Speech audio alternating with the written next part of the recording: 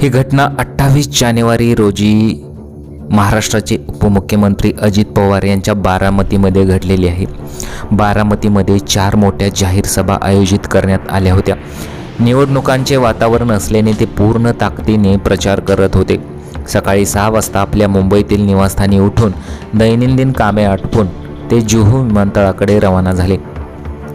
सकाळी ठीक 8 वाजता त्यांच्या लेअर जेट 45 या विमानाने मुंबईहून बारामतीकडे उड्डाण केले। विमानात त्यांच्यासोबत एक सुरक्षा रक्षक, PA आणि 2 अनुभवी पायलट होते। विमानाचा प्रवास आणि तांत्रिक बिघाड मग झाला।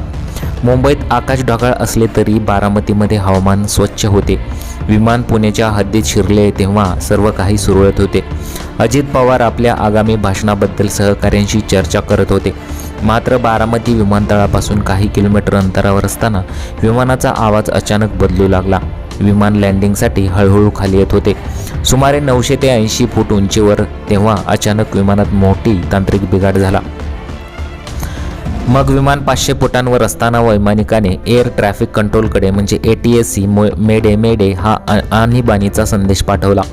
विमानाची हायड्रॉलिक सिस्टीम निकामी झाली होती, त्यामुळे पायलटचा विमानावरचा ताबा सुटला होता। विमानाचा उजवा भाग खालच्या दिशेला झुकला होता। जमिनीवर शेतात काम करणाऱ्या लोकांनी पाहिले की विमानाने पेट घेतला असून त्यातून धूर निघत आहे। काही क्षणातच बारामतीतील त्या परिसरातील एक दरीदृश्य भागात हे विमान कोसळले आणि मोठा स्फोट झाला। अपघातानंतर स्थिती मग काय झाली पहा। विमान कोसळल्यानंतर त्याचे 2 तुकडे झाले आणि भीषण आग लागली। स्थानिक नागरिक आणि प्रशासन तातडीने मदतीसाठी धावले। सुरुवातीला अजित पवार जखमी असल्याची बातमी आली, परंतु काही वेळातच त्यांच्या या अपघातात मृत्यू झाल्याचे स्पष्ट करण्यात आले। ही बातमी समाजात संपूर्ण महाराष्ट्राला शोककळा पसरवणारी होती। सुप्रिया सुळे आणि पवार कुटुंब तातडीने बारामतीकडे रवाना झाले। घटनेचे गांभीर्य लक्षात घेऊन DGCA या सरकारी संस्थेने तात्काळ तपास सुरू केला।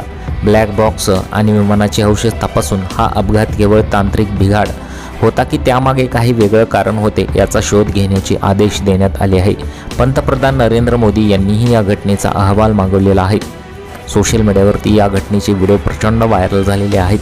काही लोकांनी सांगितलं, तेथील काही शेतकऱ्यांनी सांगितलं की आम्ही जेव्हा त्या विमानाला पाहिलं तेव्हा विमान ते पुढे गेलं आणि त्यानंतर मागे आलं। बहुतेक ते उतरण्यासाठी तिथे आले असावे आणि त्यानंतर मग अचानक ते विमान कोसळलं। या घटनेचे CCTV फुटेजसुद्धा समोर आले होते। संपूर्ण महाराष्ट्राला एक मोठा हादराच बसलेला आहे।